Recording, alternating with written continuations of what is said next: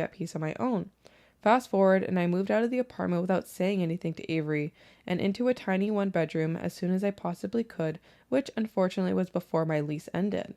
So I was paying rent for 2 apartments for a few months.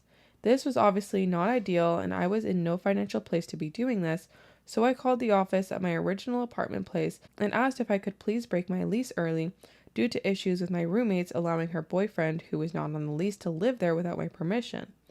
They said they wouldn't be able to break the lease, which is very strange since the lease is very clear that no one that is not on the lease is to be at the apartment for 3 consecutive nights, but they recommended I ask Avery to have Sam pay for my half out of rent for the months I was gone.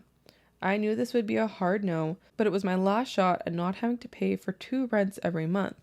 I thought, maybe it would be fair since I had to go through a terrible living situation for the past 5 months that I did not sign up for at all, and Avery knows how upset I was the entire time. Throughout it all, she was super apologetic and seemed to understand my frustration despite not trying to make any changes. This entire time, I had not said a word to Avery because that friendship was over to me and I just wanted to be at peace on my own.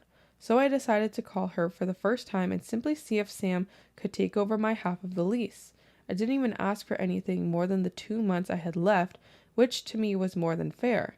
He just got to live in our apartment rent-free and without paying for food because he was eating mine.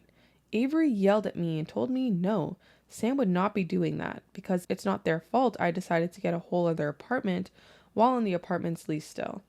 I gently explained that actually, yes, it kind of is your fault because I would have never had to do this if I could have just had the living situation that we had in the beginning and what I signed up for. Avery responded with the fact that I did not speak up, and so how would she know how uncomfortable I was?